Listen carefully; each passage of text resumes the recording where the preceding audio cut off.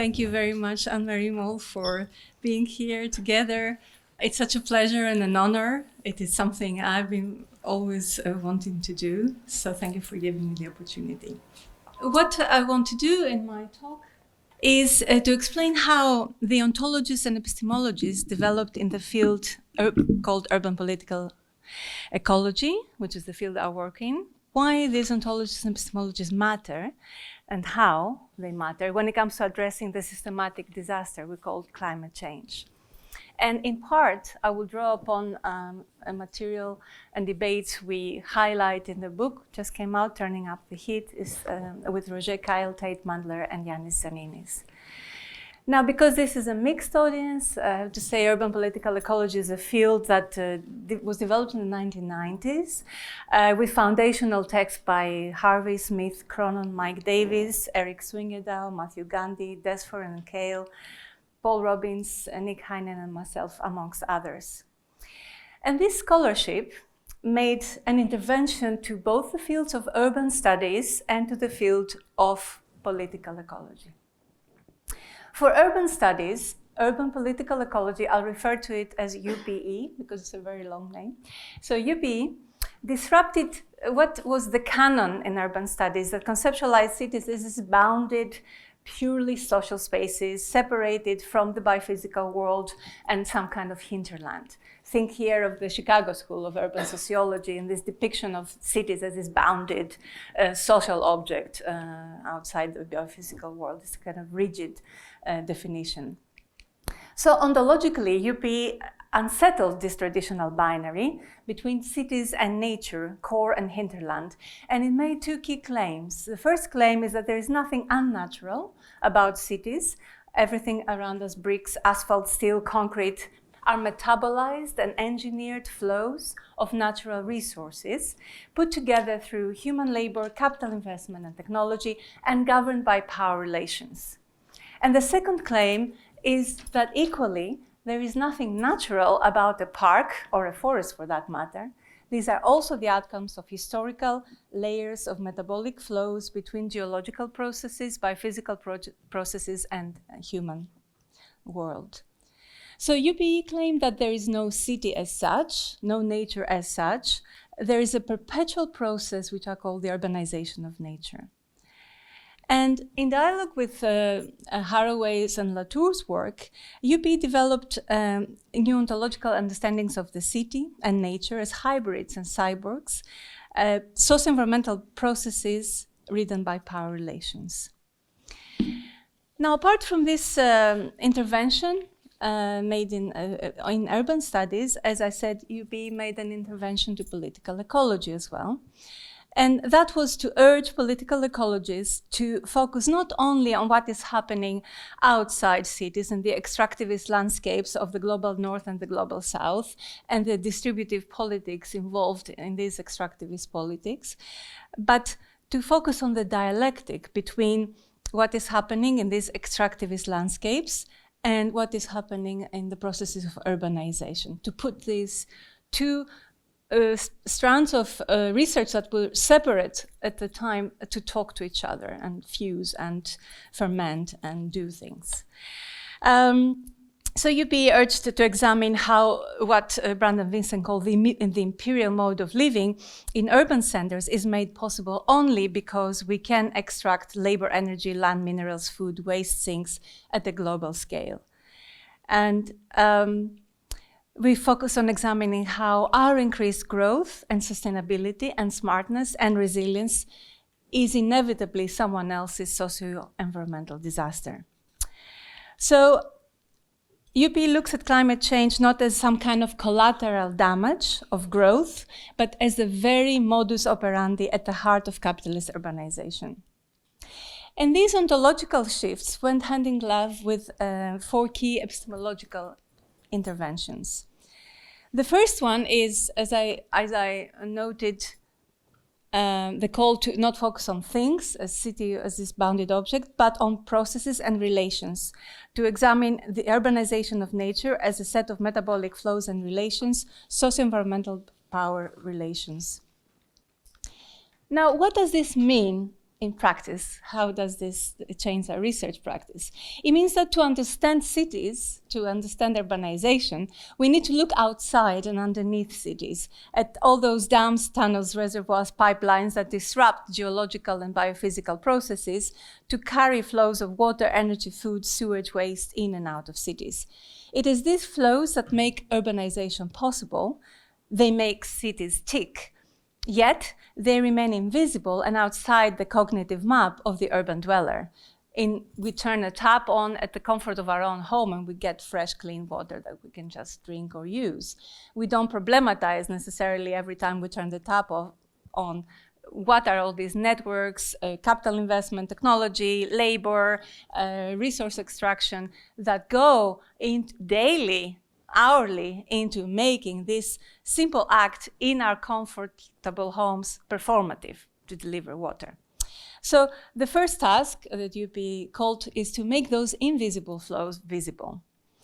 But that's not enough. And the second task, the second intervention, is the urge to examine those flows, those metabolic flows, not only per se, not only in themselves, but also as as part of a violent process of creative destruction, as part of a series of conflicts and power relations that are involved in producing these flows and in maintaining these flows.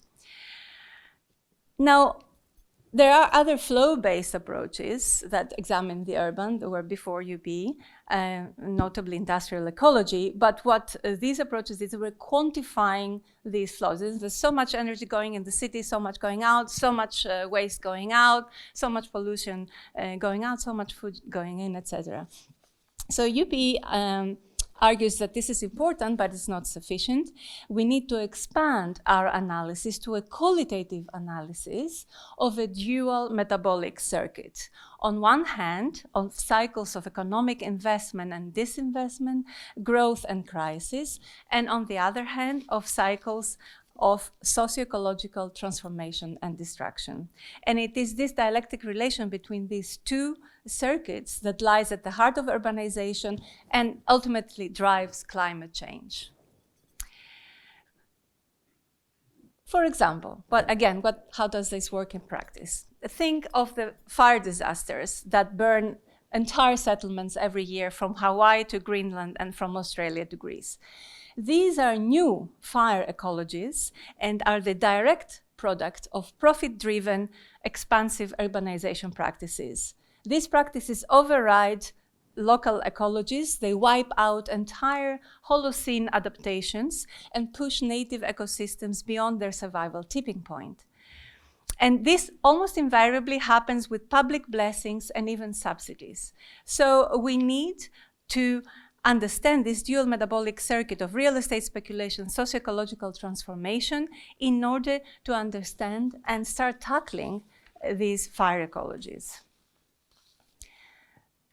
The third intervention UP made is the persistence that it is not enough to make these flows visible. It is not enough to make a qualitative analysis of how these flows are implicated in this dual metabolic circuit.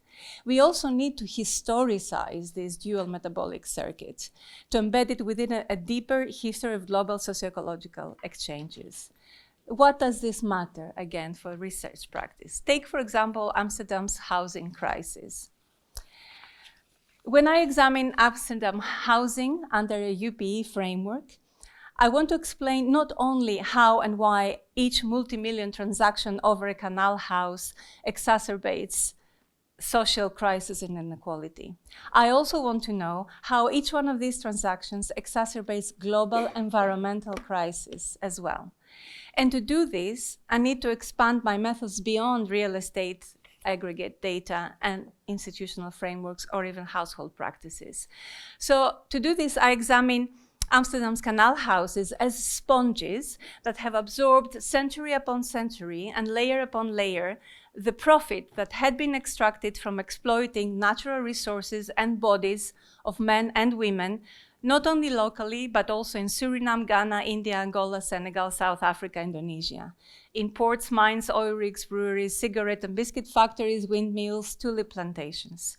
All this exploitation and sweat ended up becoming piles of bricks along the canals of Amsterdam, or at least a big chunk of that exploitation and sweat. And this is not something that just happened in the past and ended there. Each time a new real estate transaction takes place in Amsterdam, fresh amounts of profit extracted from new labor and resource exploitation across the world will sink once again into this particular pile of bricks we call the Amsterdam Canal House. And a fourth intervention that UP made, it is not unique for UP, but UP insists on practicing a kind of scholarship that is not simply an insular academic exercise, but is also a means of exploring alternative pathways to urbanization. This means always putting forward as key question who wins and who loses out of any socio-environmental intervention. Now today, UP spans more than 3 decades of cross-fertilization with other disciplines, but also internal debate and self-criticism. But also today, I believe UP's ontological and epistemological interventions are more important than ever before, because the dynamics of growth produce new forms of urbanization, corridor urbanization, extensive suburbanization, office cities, aerotropolises, infrastructure zones, logistic cities. And these are new urbanization processes and practices that further expand extractivism, but they also further disrupt the ontological understandings of cities as this bounded object. They create new layered dynamics of growth and decline, densification and de-densification, and they promote new forms of inequality and marginality and environmental hazard. So in this book, we highlight 4 key debates in contemporary UP that can help us better understand these processes and address them. First, we focus on extended urbanization as a concept that can help us better capture these dynamics of growth and urbanization. It's a concept that can push us to theorize urbanization practices not only from the core outside, but also from its margins. It helps us to move beyond the ontological supremacy of the core, and this can also help us expand our understanding of marginality beyond the traditional notions, actors, and spaces. Again, why does this matter for our research practice? Here's an example of why it matters. When back in 2015, Berger depicted the US suburban fringe as no man's land, this was not simply an academic exercise or an academic representation. It mattered politically because accepting US suburbia as no man's land means A, ignoring millennia of metabolic flows between humans and the biophysical world that produce these landscapes. 2, it means ignoring generations of power struggles over this land between indigenous and settlers. 3, it means neglecting the history of power dynamics between state planning and private property regimes that normalized land grabbing on these same landscapes. So there is no such thing as no man's land. This is UP's epistemological position. And this position is linked to a much broader debate, not only in UP, that we also highlight in the book. It's a call for a situated urban political ecology, coming from scholars, mainly from scholars working on and from the global south, a call for a broader range of experiences and practices to inform theory, and a call to decenter the very position from which we speak, from which theory is being produced. For example, Roberto Luis Montemor and Esther Limonade research in Brazil spaces that have been perceived as no man's land for a very long time. And they find that these spaces today not only produce alternative thriving economies and social relations, but they also and relations with the biophysical world, but they also have the potential to offer alternative socio-environmental imaginaries for the core itself. The third debate that we highlight in the book as important for the dynamics of climate change is the call to better embed the more than human life world into urban research agenda and practice. Again, this is not unique to UPE, but UPE scholars were amongst the first to bring the non-human matter into our analysis of the urban and processes of urbanization. We focused on water, air, food, rare earth materials, and how these processes and these metabolic flows interact with processes of urbanization. But today, we need to expand these practices further, given that the relationship between urbanization and the biophysical world becomes even more complex, more dynamic, and with more important, if you wish, political implications. We need to engage the natural sciences, ecologists, engineers, medics into this debate. For example, Roger, Kyle, Ali, and Teffers add infectious disease and zoonosis into the analysis of metabolic explanations of urbanization. They examine the SARS, the Ebola, and the COVID outbreaks and argue that a spatialized political ecology of infectious disease can help us mitigate the impact of outbreaks in a continuously urbanizing world. And the fourth debate, the final debate that the book highlights as relevant to the politics of climate change, has to do with a very important political conundrum. While we, as scholars, move beyond privileging cities as objects of inquiry, policymakers are turning the city into the preferred site for policy intervention. Cities are now expected to save the planet. International organizations fund and promote circular cities, smart cities, digital cities as urban risk management practices. So the city has become the preferred site for intervention. And these technocratic solutions often can lead to what Swingedau calls a depoliticization of socio-environmental issues, as socio-environmental issues become technical, managerial problems. So how smart can we be? Oh, if we can be smarter, then we can be more environmentally friendly. So this can lead to depoliticizing the whole environmental question. But these techno-managerial practices, precisely because often they are very top-down and kind of implemented by large organizations and institutions, they can also generate new forms of politics. And Irina Velicu, for example, discusses how in Romania, the top-down policy to turn the whole country into a fully urbanized, industrialized land which can absorb foreign capital investment. This top-down policy became instrumental for land grabbing and for dispossessing the country's very large peasant population. They suddenly became irrelevant to this vision for an urbanized, industrialized country. But this same practice also generated the political consciousness as more and more people proclaimed themselves as the new peasants, and they formed the eco-ruralis movement, which successfully challenged land grabbing and successfully challenged this fully urbanized, industrialized vision for the country. So, how do we go forward? How can these ontologies, epistemologies that UP advocates, extended urbanization, situated urban ecologies, more than human urban ecologies, how can they, if at all, help us move urban environmental research and practice forward? At the moment, we have developed a large toolkit of methods to take research practice forward. What we don't have is a coherent alternative programmatic or planning agenda to take us beyond the existing apocalyptic scenarios or technocratic solutions. But what we do have is on-the-ground alternative practices and imaginaries, and UP systematically documents these. Most of these are localized. Many take their cue from Latin American bon vivir practices. Many directly question growth altogether. The problem is that when it comes to turning these small-scale localized practices into broader programmatic agendas, we are at a complete stalemate. And this stalemate does not come from the evil doings of power or capitalism or anyone else. This stalemate comes from a disagreement right at the heart of progressive academia and politics.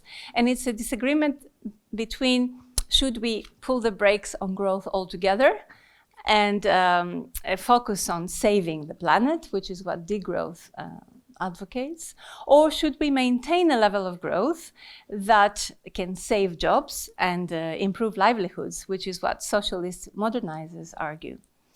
I want to argue that this actually is a false dilemma, and one that we urgently need to debunk in order to go beyond and prefigure a new kind of politics, if we can.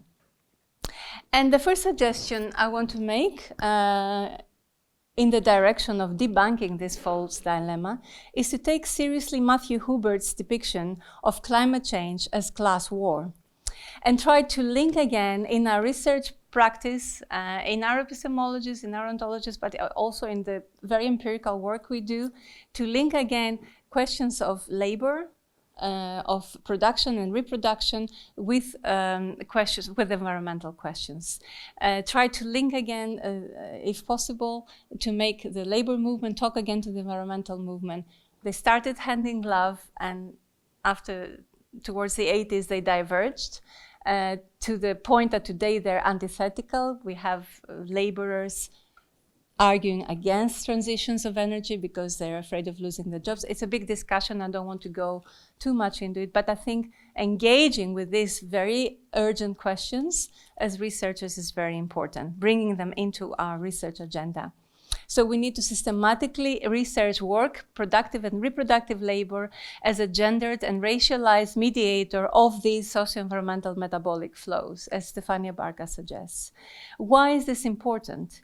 Because if we accept that the expansion of growth and inequality is enacted through unequal global metabolic exchanges, these are not only unequal exchanges of matter, of nutrients, of water, of sun and energy embodied in the products we consume and the food we eat. These are also unequal global exchanges of labor, of human and animal labor, which are also embodied and transformed and transposed and imported and consumed in the food we eat and the goods we buy, from beans and berries to cars and phones and construction materials. So these unequal transfers of labor need to be calculated at the heart of the global solidary exchanges we may want to achieve. And in order to move beyond this, what I call false dilemma of saving the planet versus increasing human well-being, a second suggestion is to focus precisely on the production side of things, not on the consumption side of things. Because all current operational solutions offered against climate change are not real alternatives. The circular economy, the smart cities are consumption-level management solutions. So if we focus on the production and reproduction side of things, we can start asking, what would a use-value society look like? What does a solidary economy that destroys the things that destroy the planet do? Holgersson and Wallenius call for destroying the infrastructures of fossil capital, of coal plants and oil platforms. And this is important, and it's hard work, and it's almost impossible within a fossil economy. But even if we could do this, it's not enough. We should start seriously examining the infrastructures of financial capital, which vampire-like feed on livelihoods and environments across the globe. It is financial funds that drive tar sand oil extraction only for speculative purposes. It is mortgage funds that draw millions of livelihoods into real estate speculative practices, making us all collectively invest in making housing unaffordable for future generations. The investment funds speculating over the colonization of space already make the carbon footprint of our communications 30 times higher. So these hegemonic practices of financial capital are deeply inscribed into spatial practices. So to go beyond these, if we really want to counteract these, we need to create counter-hegemonic spatial imaginaries and practices that can accommodate a use-value economy. And this is the third suggestion I want to make. It is imperative for us academics to start systematically reimagining and prefiguring new spatial forms that can host use-value economy if we want one. Focusing on spatial change, on spatial practices, and changing spatial practices has always been at the heart of any social economic reform.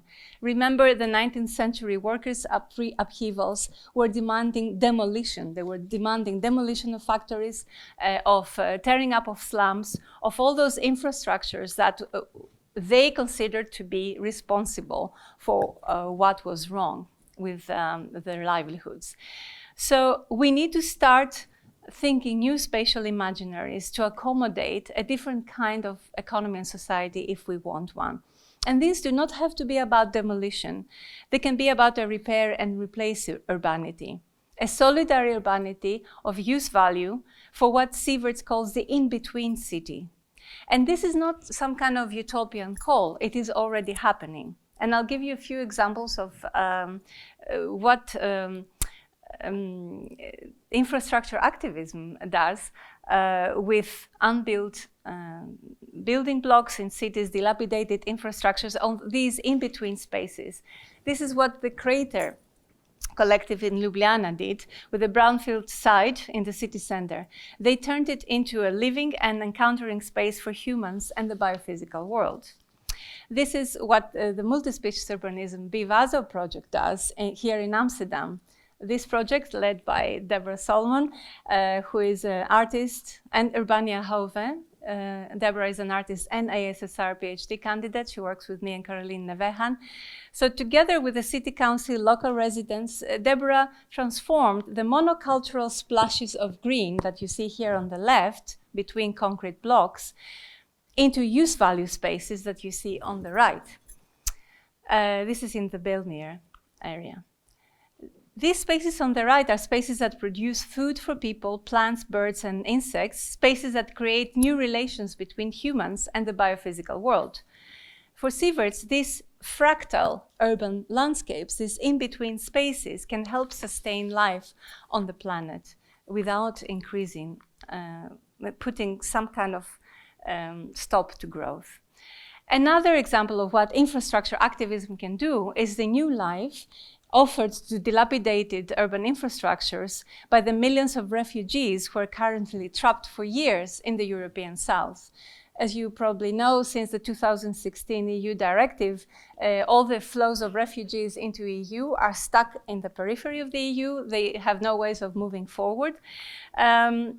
So in the project we did with Haralabos Tsavdaroglu, we documented in Istanbul, Belgrade, and Athens how abandoned hotels, train barracks, and whole apartment blocks received attention and repair and regained new life when refugee communities moved out of the camps and occupied them.